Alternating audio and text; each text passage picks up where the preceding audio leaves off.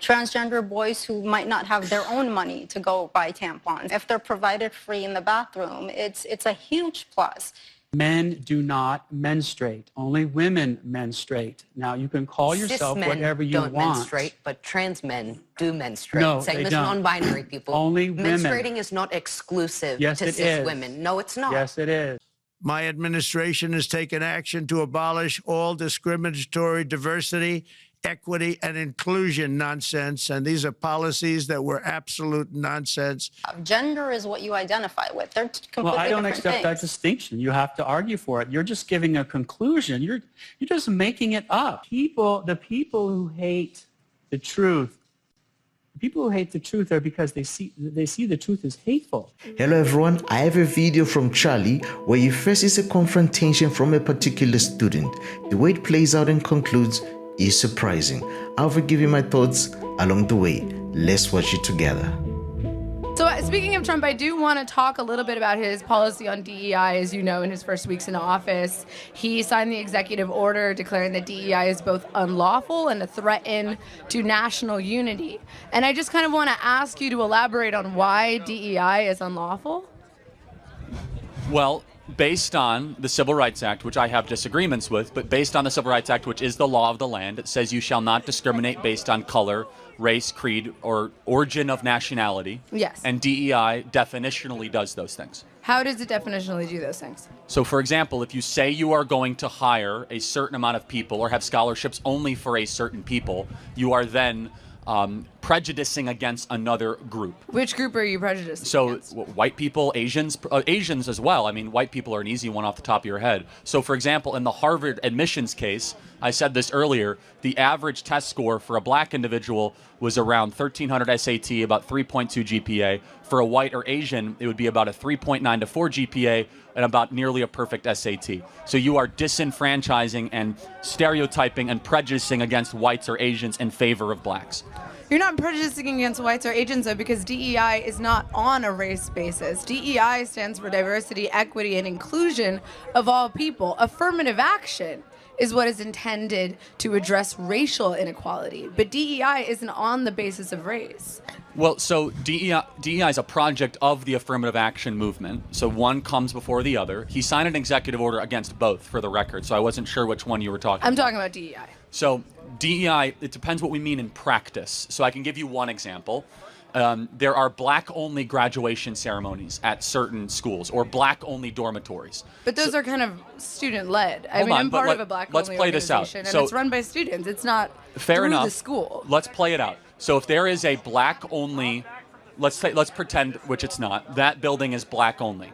If I said that, if that building was I'm white, like, the campus center? No, I said let's okay. pretend it's yes, not. hypothetically, yes. Hypothetically, if that building was white only, you would agree that's a violation of the Civil Rights Act. Yes, but there Hold are on, no buildings on campus that are black only and white only. Well, and by the way, but there are on other campuses. no, though. but in those dormitories that are like culturally specific, you don't have to be that culture to live there. They're not going to not allow you to be black to live in a black dormitory. You would no, be Ujima at surprised. Stanford. White people do live at Ujima. That's not. I don't know about that specific example, but if it says black-only dormitory, But it doesn't say black only. But okay, how about this? How about if we had? Well, it does. It But doesn't. Where does it say that? Just to be clear, well, in the title. But let's No, pretend but it says where? black. Like what school? Where does it say black only building? Eastern Washington University, Portland State University, just off the top of my head, San Jose State University. They say black only dormitory? And if a white person were to apply to live there? It's a black affinity They would cultural not. space of which only black individuals are accepted and governed for black individuals. But can we have white affinity cultural spaces? You can have a white affinity cultural space. The activity is,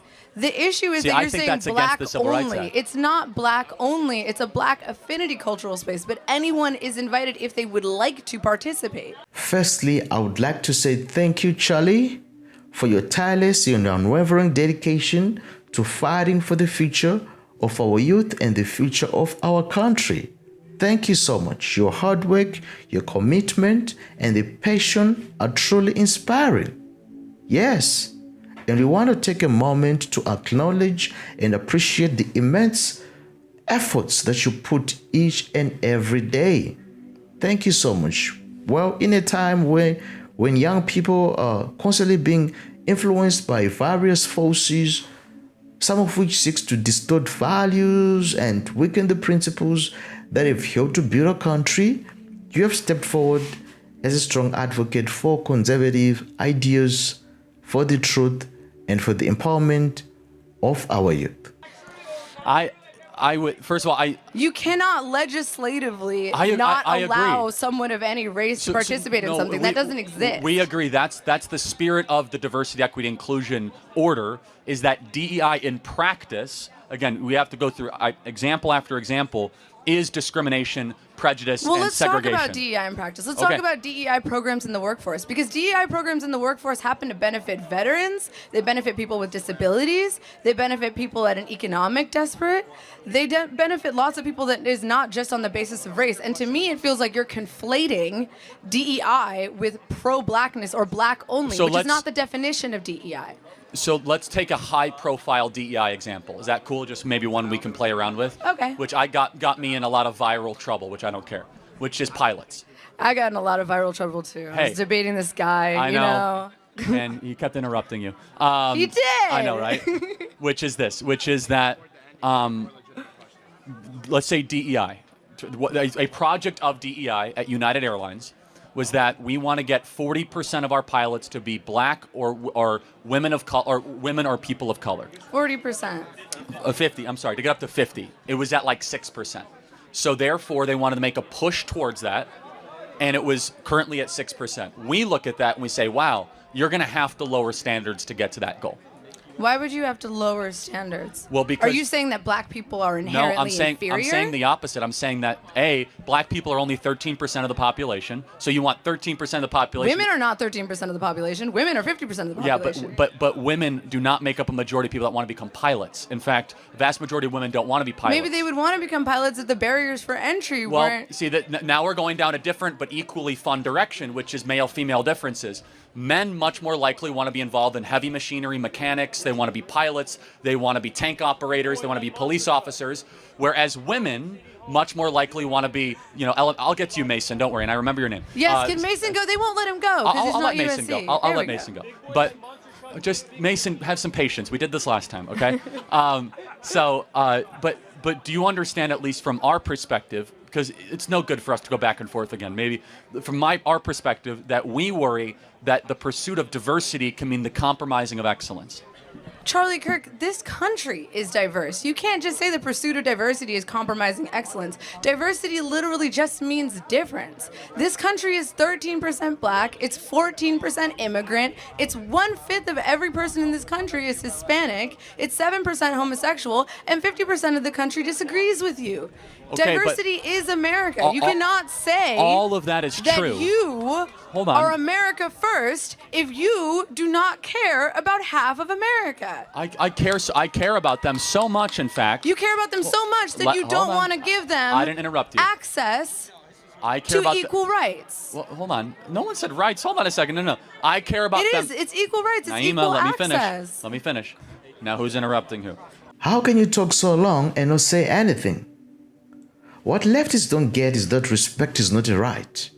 Respect is something that you earn to deserve. The misunderstanding often arises when individuals or groups insist on being respected for their views or positions without offering any real justification or meaningful contribution to the conversation. They may demand respect because of their status, identity, or perceived victimhood, rather than working to earn it through respect for others and through offering thoughtful, well-supported arguments. True respect, ladies and gentlemen, is reciprocal. It's not about entitlement. No, it's about building relationships based on mutual understanding, fairness, and the willingness to listen and engage with others' perspectives. Yeah. I care about them so much. I want the only thing that they're ever judged on is to be their character or their competency, not their skin color. Okay, so you want it to be a meritocracy. Yes. Want it to be so let's talk about a meritocracy. Okay. What experience does Kash Patel have to run the FBI? He has amazing experience. No, he doesn't. He wanted to start a UFC fighting program He has amazing in the FBI. experience. I got 5 words in. He was the most important thing He was a public defender. That's not what that's not the job of the FBI. He has no experience in the FBI. He was a public defender and he was a special prosecutor. Was he ever a member of the FBI? No, but he doesn't have the merit to have hold that. on a second. All right, let's do another example. But what experience does done. Linda McMahon? I'm not what done. experience does Linda McMahon have to run? She ran the Small Business Administration in the first term, which is a big, big organization. She was the head of the SBA. When she was the CEO of WWE, I'm not even talking about that. She ran the SBA. One of her employees was engaging in pedophilic behavior with their ring boys under her watch. I'm not going to defend that. And now she is somehow qualified to be responsible for all of America's children? Hold on a second. She was previously a cabinet secretary and then became a different cabinet secretary. That's like a one-to-one. Yeah, and then before that, she was enabling a pedophile. So what you're first of all, I don't know about that instance. If that's true, that's wrong. That's very much true. How do you not know about that, Charlie? I don't know about every... It's like very much... Okay. Again, public information. It's really important to know that the head of the Department of Education is currently in a lawsuit. But let me finish the point, which is that the WWE can be easily made fun of. That's a serious business, though. It's a multi-billion-dollar business. It is, that engaged in pedophilic activities. Of which I denounce. I don't support that. However, she was head of the SBA, and now she's head of the Department of Education. Tell me another unqualified person. Another unqualified is person? Marco Rubio unqualified? Okay. No, actually, I think Marco is slightly more qualified. Let's talk about Hegseth. He's the most qualified because he actually accepted enemy fire and lost loved ones and friends of his own. That doesn't make you... Hold on. Dude, to run the U.S. military, to be a warrior, not just an academic general, that's very important. Look, dude, I respect veterans. My boyfriend's a veteran. I love veterans. That being said, not every person who is a veteran is qualified to run the Department of Defense. I think he's also shown the last couple of weeks he's doing a pretty phenomenal job. The prior head of the DOD, Lloyd Austin, could barely climb up a flight of stairs. Pete Hegseth is up at 5 a.m. doing PT with the troops, running miles, and then doing an entire day at the Pentagon. And you might say that doesn't matter. I actually think physical fitness and being a good example to our troops is very important when you're the head of the Department of Defense. Okay, but being the head of the Department of Defense is not about doing push-ups. Hold on, but first of all, it's actually just refreshing versus Mark Milley and Lloyd Austin. But secondly, I will say the criteria is that he's a warrior's warrior. He's someone that was in the front lines and actually received medals and knows what it's like to lose loved ones. And the other people that were qualified, Naima, were people that got us in endless wars, people that never saw combat. I think it's finally time that we have someone in combat that runs the Secretary of Defense. I think that's immensely qualified. Okay, sure. So we'll take Pete Hegseth for Department of Defense. Yes, he's doing a great job. We'll take someone who enabled pedophilia for the Department of Education. That's an unfair We'll take Kash Patel, who has never worked in the FBI. He was a prosecutor, so the FBI's a... Dude, do you remember what he said when he first got the nomination? Do you want to go back to Kash Patel for a second? He said, yeah. I'm like, this is sick. Okay, can we go back to Kash Patel, though? That is, like, insanely inappropriate. Can we go back to Kash Patel? So... he was himself a prosecutor that tried cases. That's a law enforcement mechanism. I think they're asking for someone else. Right. Naima, great to see you again. Thank you. This is what it looks like to dislike someone and they have zero idea why. They come up with regurgitated nonsense and don't like it when their nonsense is rebutted with truth or facts. They just hate to hate. Can you imagine? They just hate to hate. It's like saying, I'm a Democrat because CNN told me so. Absolute brainwashing. Absolute brainwashing. I just love how Charlie puts these people in their place with real facts and not lies. Yeah, it's crazy. Literally, ladies and gentlemen, it's crazy. What's particularly frustrating is that, in theory, colleges should be a place where young adults are exposed to a wide range of ideas, perspectives, and critical thinking skills. It should challenge them to question assumptions, engage with complex issues, and develop the tools they need to think deeply and analytically about the world, right?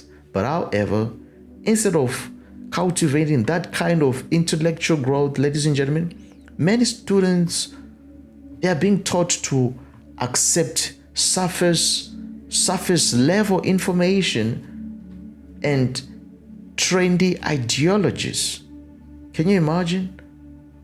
They are being taught to accept trendy ideologies without fully understanding or critically evaluating the concepts behind them.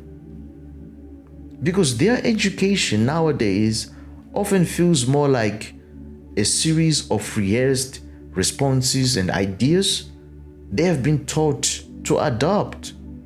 Literally, when you hear them speak, literally, it's as if it's a rehearsed series of ideas coming from a script or something. In fact, most students appear to be more focused on following the trends in their social circles or embracing political correct views rather than developing their own well-rounded, informed perspectives.